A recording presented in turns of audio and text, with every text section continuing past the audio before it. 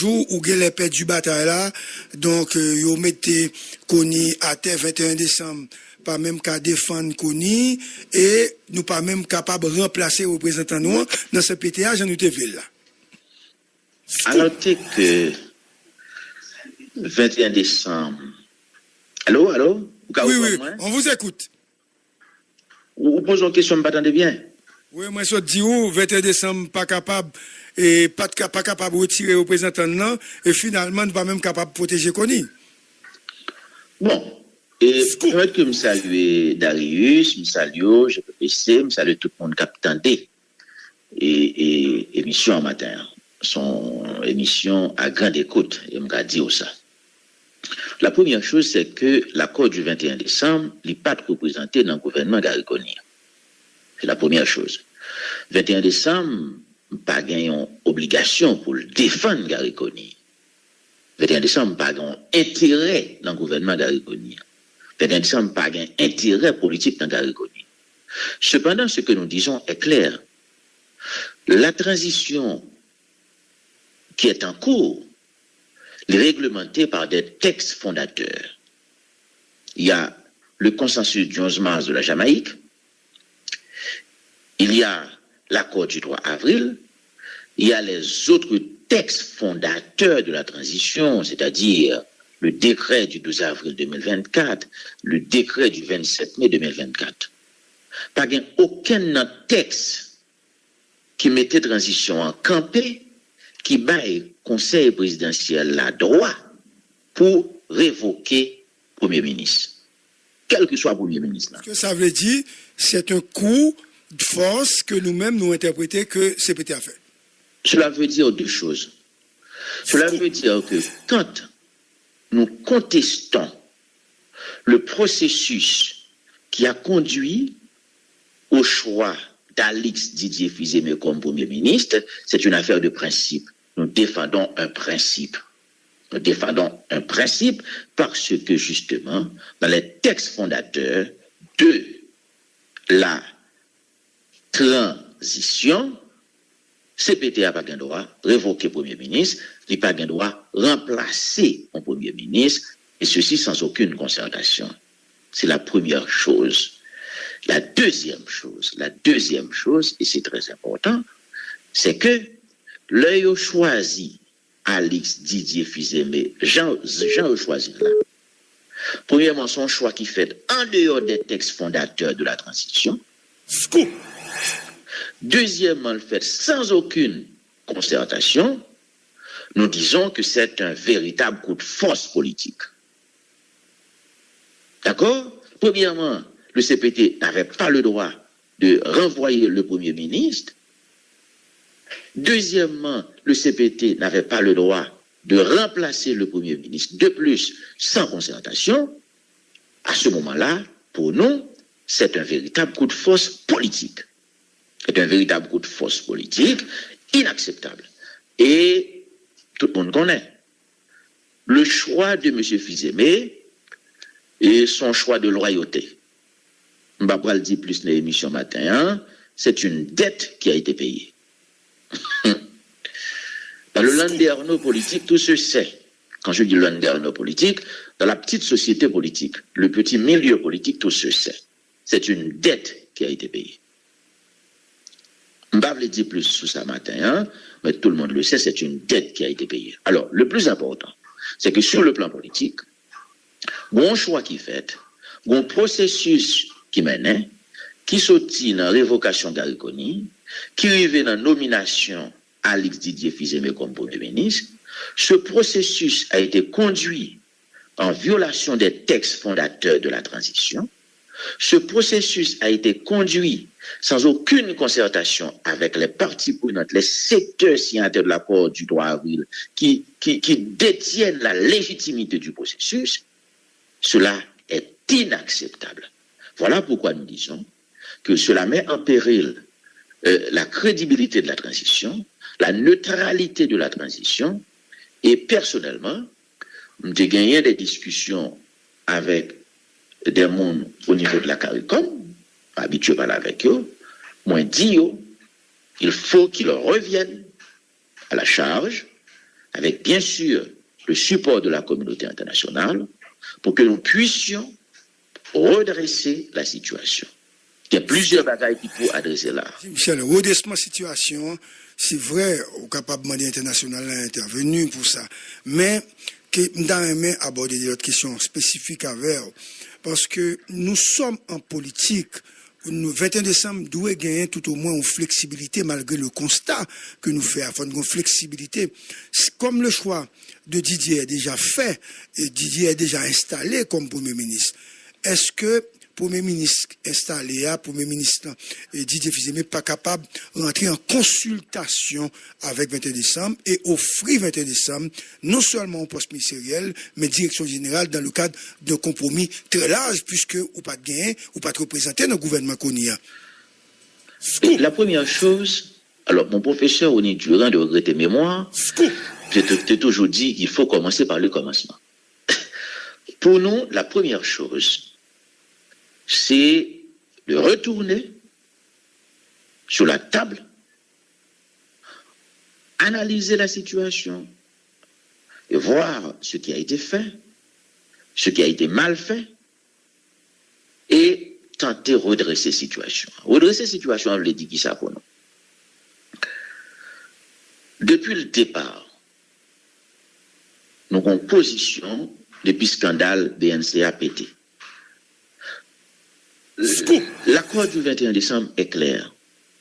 On ne pourra pas réussir cette transition avec la présence des 3 conseillers présidentiels épinglés dans les conclusions du rapport de l'ULCC et aujourd'hui inculpés au cabinet d'instruction.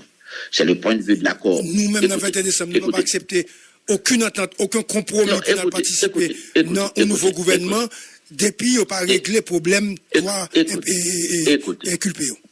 Écoutez, c'est-à-dire qu'on ne pourra pas réussir la transition sans le retrait et le remplacement des 3 conseillers présidentiels épinglés dans les conclusions du rapport de l'ULCC inculpés au cabinet d'instruction. Et ce point de vue est conforme.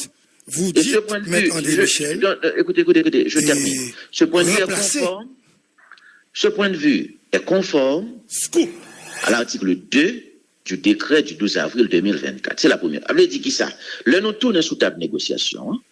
La première chose qui va être adressée, c'est le dossier des 3 conseillers présidentiels désormais inculpés au cabinet d'instruction. Michel, je dois vous confier que si c'est ça que 21 décembre gagne comme outil pour la discuter, Didier n'a pas de capacité pour l'aller, comme on parlait de dette, il y a un monde qui gagne dette, c'est un monde qui baille Didier pouvoir, et vous te comprenez, vous te connaissez, moun ça, papa vient essayer, mettre, moun qui mettait le sous pouvoir en difficulté, donc, ou déjà pas venir sous table de négociation.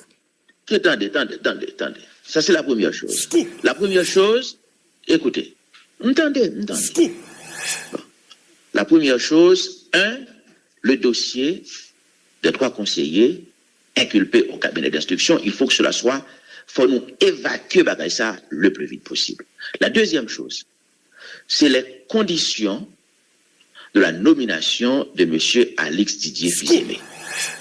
Cette nomination a été faite en dehors des textes fondateurs de la transition. Cette nomination a été faite sans aucune consultation avec les parties prenantes qui détiennent la légitimité du processus. Et il m'a dit, je pensais que dans un avenir pas trop lointain, avant longtemps, les discussions vont reprendre. Et ces 2 questions seront sur la table. Moi-même, moi dit, on carré comme eux, ils ont une grosse responsabilité dans ce qui va passer là. C'est eux qui conduisent le processus de médiation qui mène à formule ça. Et ils ont une responsabilité pour retourner sous table de discussion avec les parties prenantes pour redresser la situation le plus vite possible. Et redresser la situation. Et président CPTA, lui attaqué monsieur CARICOM yo, ou qu'on n'est pas du tout tendre avec eux. Donc CARICOM, même policier, il ne doit pas voir encore suite à dernière rencontre et dernière prise de parole et échange qui pas du tout qui pas correct qui te gagne entre les Voltaire avec mon CARICOM. Au courant de ça? Pas au courant de ça, mais moi-même faut qu'on dise. J'ai environ 2 ans depuis que j'ai pratiqué l'Esti Voltaire, surtout dans le processus de négociation que CARICOM a mené depuis pratiquement 2 ans. Et nous trouvons l'Esti Voltaire son qui paraît moins sage. Je ne connais pas si c'est en apparence. Si on a dit l'Esti Voltaire a une attitude arrogante avec le monde, il faut me taire pour me d'accord. C'est pour vous dire que ça, je ne connais pas. Mais ça me connaît. C'est que on va revenir sur la table des négociations politiques dans un avenir pas trop lointain, avant longtemps. Et les parties prenantes qui détiennent la légitimité du processus, il y a 2 problèmes qui vont le poser dans la discussion. Dossier 3 messieurs et dossier domination Didier Fils-Aimé. Parce que nous ne sommes pas capables de rentrer dans la logique de coup d'État pour nous sortir dans le processus. C'est vraiment qu'on est. Je ne vais pas parler plus sur ça. Une dette qu'un pile monde dans le conseil présidentiel la gain pour M. Fils-Aimé. C'est une dette qui a été payée. Domination lancée ça lié. Je ne vais pas parler plus. Peut-être on l'aime à parler plus sur ça. Mais, on veut payer dette ou payer dette tout. Mais ça n'a pas autorisé pour craser le processus transitionnel là, que nous tous nous mettons en place comme partie prenante haïtienne avec la participation de la CARICOM. Parce que pour nous, on est en train de prendre une très mauvaise direction. La transition est en train de dérailler. Les principes directeurs de neutralité, d'indépendance qui doivent caractériser le processus là, nous pas la donner. Avec Didier Fils-Aimé, il n'y a pas d'indépendance pour le processus. Et c'est une personnalité politique, c'est un businessman qui a un clan parle dans le secteur privé, qui a un groupe parle dans le secteur privé, qui est dans la politique. Si c'est lui-même, il va orienter le processus dans une direction partisane. L'indépendance du processus transitionnel est en question. Et deuxièmement, neutralité, pas parler ça même. Tout le monde compte côté le sorti, qui a acquaintance politique, qui est politique. Non seulement il y a une dette qui a été payée, ça c'est l'aspect moral, pour mon porteur, m'a parlé plus sur lui, mais deuxièmement, sur le plan politique, on a parlé d'une transition, il faut que tout le monde soit capable, confortable, ou pas capable de remettre transition, et à un monde qui va orienter dans une direction bien déterminée, dans une direction partisane. C'est pourquoi je dis, et c'est la position de pas mal de parties prenantes, cette affaire, ce processus qui menait à nomination M. Fils-Aimé, c'est un coup de force politique contraire au texte fondateur de la transition et réalisé sans concertation aucune avec les parties prenantes qui détiennent la légitimité du processus. Et là, pour nous, c'est clair, pour nous-mêmes, Premier ministre, là, il faut que son personnage qui présentait des garanties d'indépendance et de neutralité. Voilà notre compréhension. Un Premier ministre qui n'appartient pas à un clan politique, à un parti politique, d'accord, à un groupe politique. Un Premier ministre qui non plus n'appartient pas à un groupe économique. Parce que transition n'est pas capable, en moment, premièrement, pour un groupe politique qui triomphe sur toute l'autre, qui prend contrôle, il n'est pas capable d'une période qui permette à un groupe politique triompher au détriment de l'autre groupe économique. Un groupe économique n'est pas capable de prendre contrôle de la transition. Et puis pour pouvoir écraser l'autre groupe économique. Et c'est très important. Indépendance politique, indépendance économique. Tout ceci est mis en question avec l'arrivée de Didier Fils-Aimé. Il y a un groupe économique qui a un bagage besoin de contrôler, nous avons tout bagage dans le pays, et il est en compétition avec d'autres groupes économiques. Ça veut dire, M. arrivé là, il va favoriser son clan économique, il va favoriser ses amis, il y a un groupe politique qui gagne, il y a un groupe économique qui gagne. Ce n'est pas acceptable dans une transition.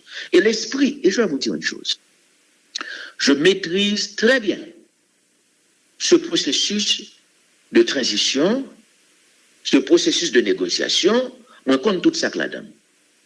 Dans l'esprit du consensus du 11 mars de la Jamaïque, 2024, et dans l'esprit de l'accord du 3 avril, nous clairs, nous voulons une transition neutre, une transition qui dirigée par un Premier ministre indépendant.